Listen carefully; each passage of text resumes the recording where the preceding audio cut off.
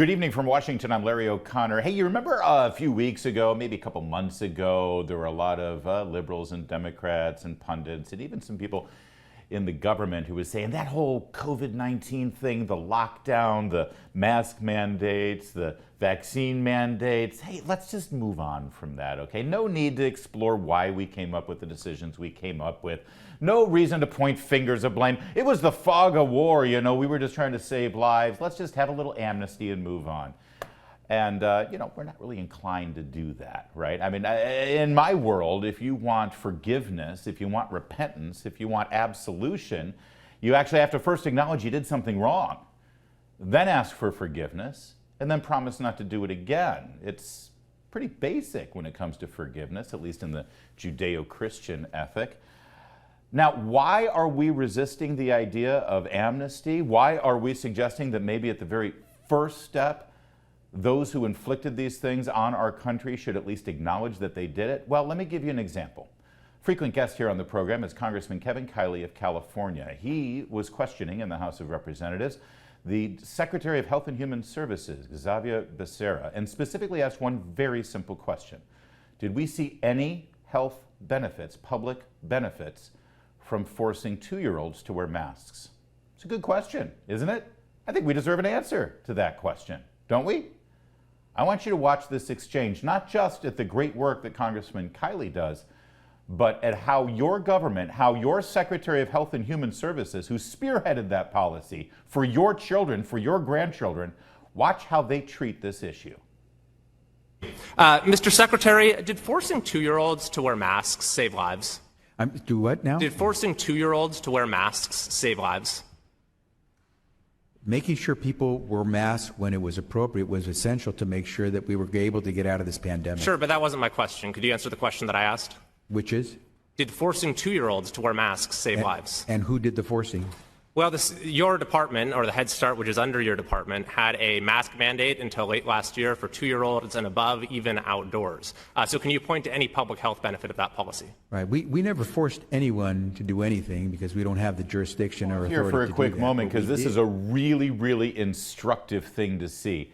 Now, I want you to think back from March of 2020 through, I don't know, maybe about a week ago. There were a whole lot of things you were forced to do, weren't there? I mean, your business was forced to shut down. Your company was forced to only allow a certain number of people inside the office or inside the store, or maybe none at all.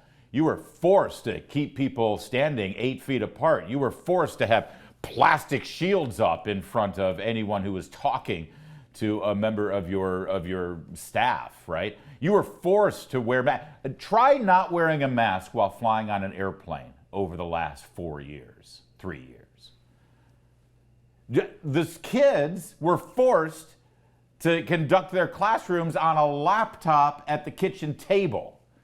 The kids were forced to sit 10 feet apart in desks if they were ever allowed to go back into school.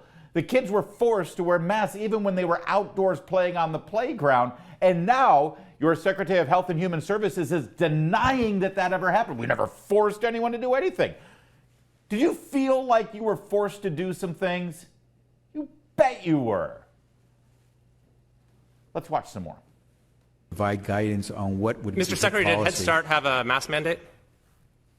We provide a mask mandate, a requirement for jurisdictions that wish to receive money to provide particular services. So Head Start did have a mask mandate for kids, yes?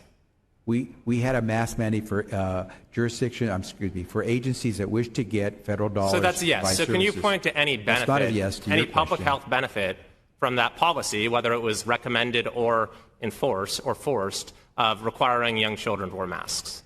Did families benefit from the policy of using all protection, all precautions to avoid No, I'm not asking you to COVID? rephrase my Yes. question as some abstract question that you'd rather answer. I'm asking that you, as the person who's the Secretary of Health and Human Services, right now, can you point to any evidence that there was a public health benefit to forcing young children to wear masks? Well, the fact that today we are not losing lives the way we lost them when we first got into this pandemic. And you think that's is a because we clear forced sign. 2-year-olds to wear masks? That's your interpretation. What I'm saying to you is that using good policies that give us the precautions to keep our families from contracting COVID are helping save lives. I want to quote to you from an article from NPR in January of 2022. It says, the United States is an outlier in recommending masks from the age of 2 years old. The World Health Organization does not recommend masks for children under age 5, while the European equivalent of the CDC doesn't recommend them for children under age 12. In retrospect, was it a mistake for the United States to defy the international norm on child masking? The U.S. has been working closely with our international partners, and we have done more than any other country to try to help. But that's not what I asked you. I asked you, was it a mistake to defy the international norm on the issue of child masking? We continue to use all the best practices when it comes to making sure people take the precautions. Is there a reason you're not answering my question, Mr. Secretary? I'm answering the question the best I can because you keep phrasing questions that are already geared to get a particular answer. Mr. Secretary. Yeah, you're trying to get a particular answer to that phrasing. Yeah, the particular answer is yes or no. It really should be that simple. Did we actually save any lives by forcing 2-year-olds to wear masks? Yes or no?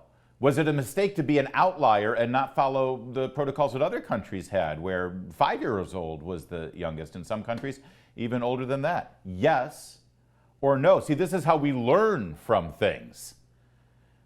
And first you have this man, your Secretary of Health and Human Services, denying that there was any forced masking of 2-year-olds, then kind of reluctantly acknowledging is that, well, we had a mandate, but only if people wanted federal money. That's how things work in Washington. You want money, you better wear a mask. And then thirdly, finally, when confronted with the reality, he still refuses to acknowledge that there was any benefit from it, let alone acknowledge the actual harm. Now, why is this important? Because they keep saying, oh, you know, mistakes were made, but let's move on. But they don't acknowledge the mistakes. They keep saying, oh, don't blame us. We were doing the best we could do, but we've learned our lesson. But they don't acknowledge that they learned anything. And here's the most important part. What happens when we have the next pandemic? Listen, we're not looking for revenge here or retribution, maybe a little bit, but we're really looking to set our policies moving forward so that when the next pandemic is thrown our way by our friends over in China, we actually have some sound, wise policies to learn from. Which brings us to Representative Jerry Nadler of New York, who yesterday in the House of Representatives kind of threw his guy, Xavier Becerra, under the bus. You know, all that denial and, oh, there was no mask mandate, and it's hard to tell, and we're not sure. Jerry Nadler, he says, you're damn right we masked 2-year-olds, and we'll do it again. Watch.